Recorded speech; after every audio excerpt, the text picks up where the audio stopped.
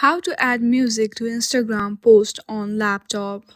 If you are using Instagram application or web in your laptop and you want to add music to your post, then this video is for you. For that, first of all, open your Instagram application or go through any browser and search for Instagram and make sure that you have logged into it. Then on the left, you will see create option. Simply hit on that and choose any photo that you want to post to Instagram.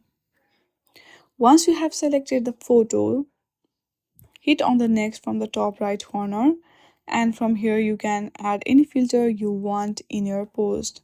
Now again do next. From here, by clicking to the photo to tag people, simply you can tag any people you want. And if you go to the accessibility or advanced settings, there is no any option to add music. So if you want to add the music, you have to use your mobile device to do so. I hope you like this video. Thank you for watching.